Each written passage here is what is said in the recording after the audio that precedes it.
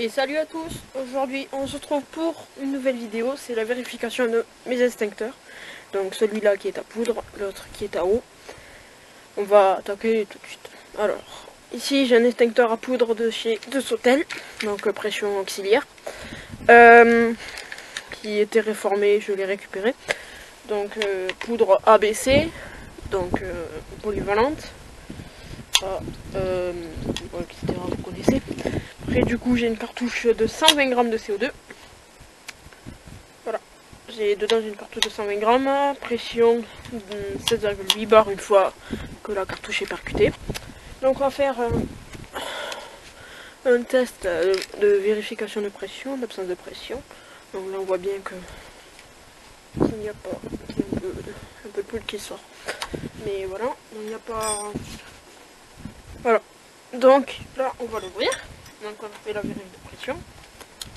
Clé de 13. On ouvre.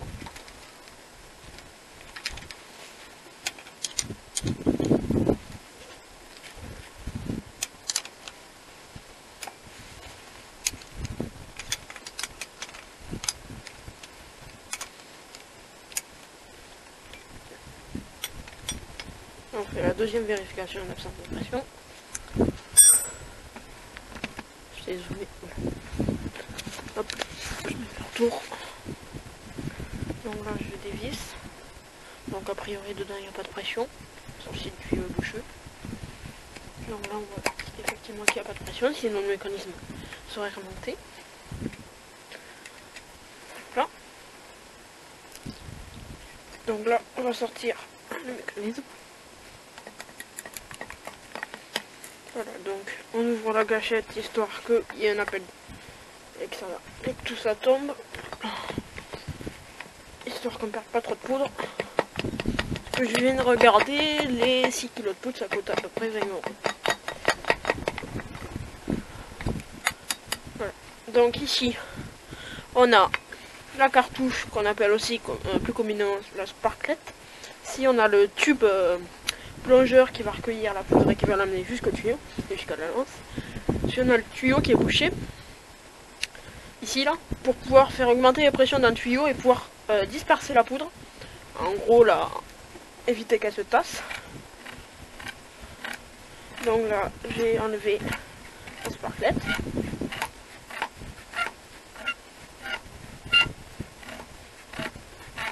On fait un peu le bruit parce qu'elle frotte contre l'autre tuyau. Là. Comme je disais, c'est une cartouche de 120 grammes. On va la peser. Donc normalement, elle doit faire minimum 404 grammes et maximum 478. Donc 120 grammes de CO2. Ensuite, on va voir le percuteur. Donc il est graissé.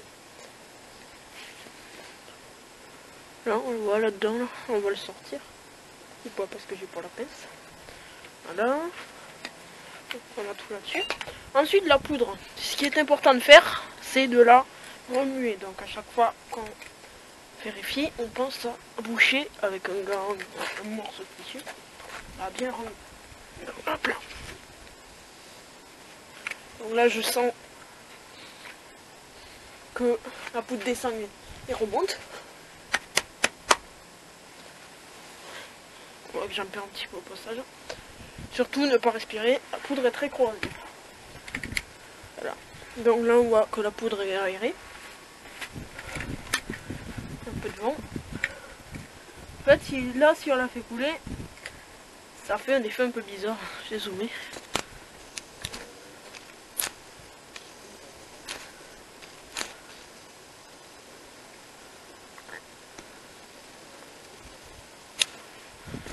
Non là je sais pas si vous voyez.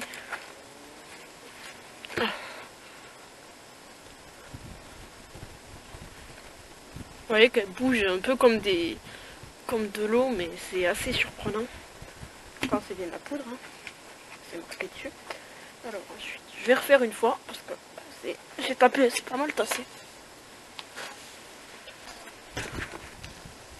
Je zoome. Hop là. Voilà. Hop, je mets mon verre. Je retard. Hop, la cartouche. On va faire au minimum 480 grammes. 84 grammes.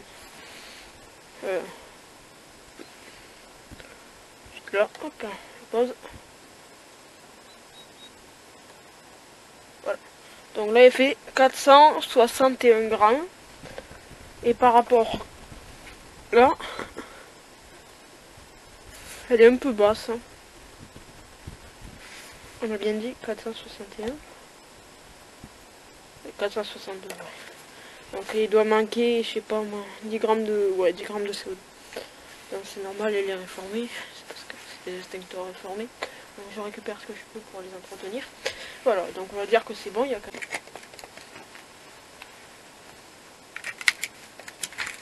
Voilà, donc moi je viens de replacer ça là-dedans. Hop là.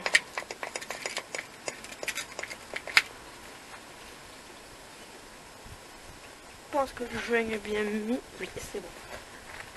Donc maintenant, je vais replacer les boulons. Là, on va serrer en étoile. Donc là, je peux enlever mes gants. Un peu de poudre.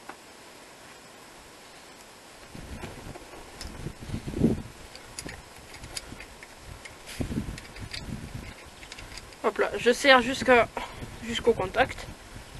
Entre là. Je prends une clé de 13 et on serre.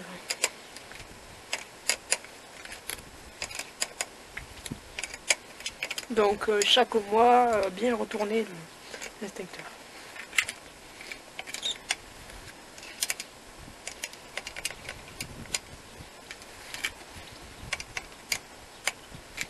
Bien sûr, il aurait fallu contrôler si le tuyau n'était pas bouché.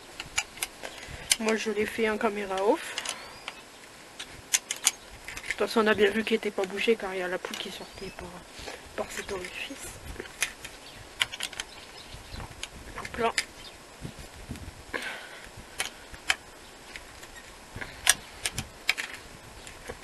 Comme vous le voyez, je fais souvent un tour en arrière. Parce que des fois, j'ai du mal à resserrer. Donc ça fait un peu de bien vu que je graisse les boulons de temps en temps de revenir en arrière. Ça fait mettre un peu de graisse sur pas de vis. Voilà. Donc cet extincteur est bien. Hop là, je remets ça. Oui, ça sort. Tout de suite. Donc maintenant on va passer sur l'extincteur à eau. Hop. Vérification de pression interne. Là, on voit qu'il n'y a pas de truc qui sort. Non. Il n'y a pas d'air ni rien. On va commencer à visser. Là.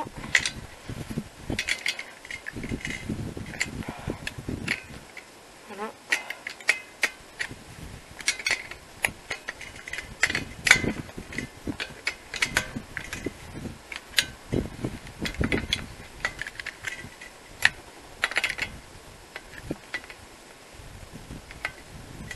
Voilà, donc là, hop, là, je suis en train de les serrer.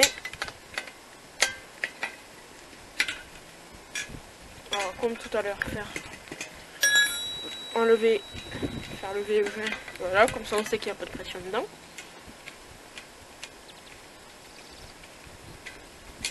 Je cherche un chiffre. Alors, de pas mettre partout. Hop là. Voilà, donc on lève le mécanisme.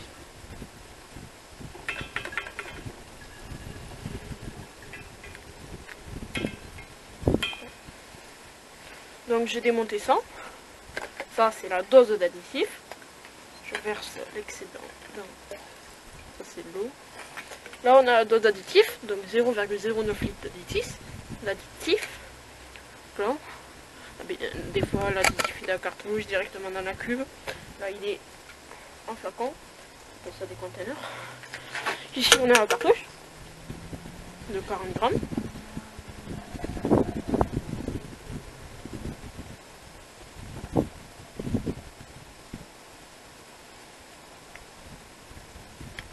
Donc ici, là on voit la présence de graisse dans le flacon.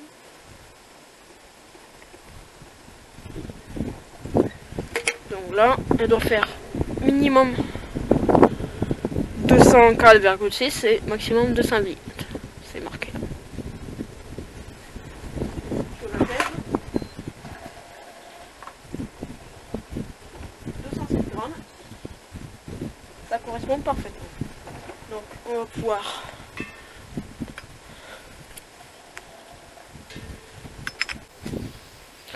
voilà, donc maintenant je remonte le percuteur, même si je ne l'ai pas descendu, c'est une mesure de précaution. Je remets ma cartouche dans son orifice.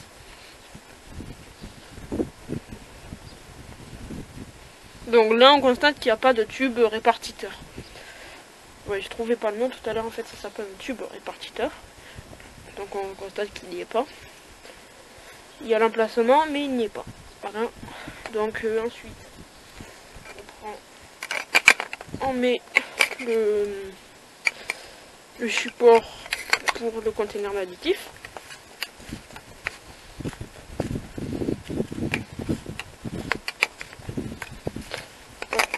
Si j'y arrive.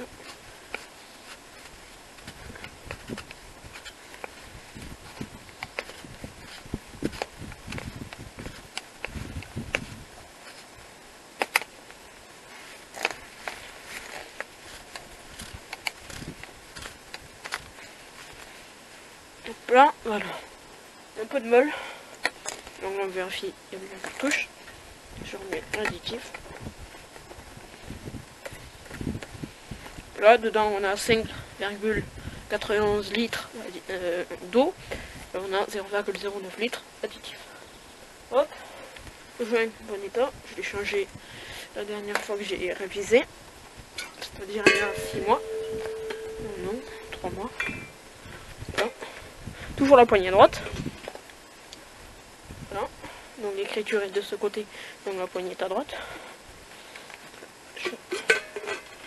Je mets quand il faut. Vu que ça a tendance à flotter d'un côté, il y a le...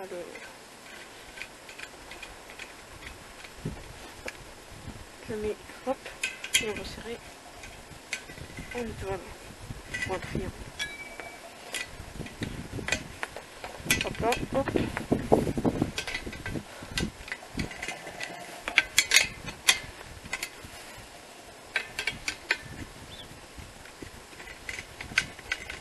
J'y arrive. Tu vois, là j'ai cassé le plomb, ça me fait esprit. Je vais aller en chercher un autre. Là faut faire gaffe de si sur le truc ça lève, là si on lève, ça percute la cartouche. Donc faut faire hyper gaffe avec ça. Là. Donc là, si je lève ça. Là.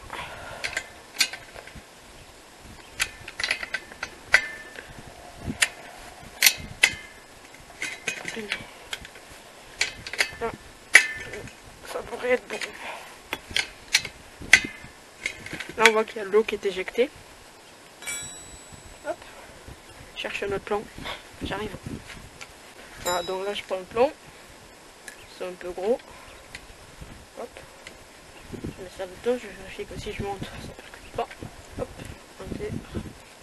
C'est un truc que j'ai trouvé à 2 € sur Amazon. Je mens pas. Ça fait très bien son boulot.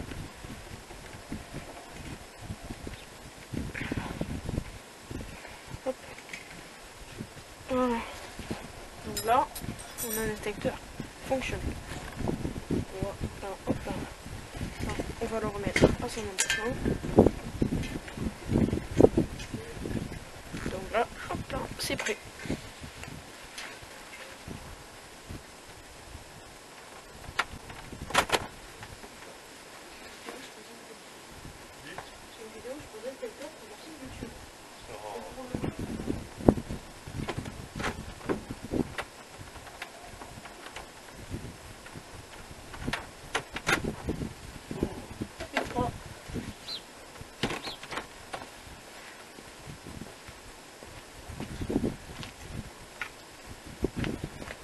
Donc dans une prochaine vidéo, j'aurai récupéré à mon avis, enfin pas tout de suite, hein, mais plusieurs instincteurs. On s'amusera à fabriquer des instincteurs de formation. Ouais, un seul instincteur et après on en videra un, comme ça au moins ça va rouder comme disent certains pompiers. Bon, J'espère que cette vidéo vous aura plu. N'oubliez pas de vous abonner et à plus pour une prochaine vidéo. Et bye.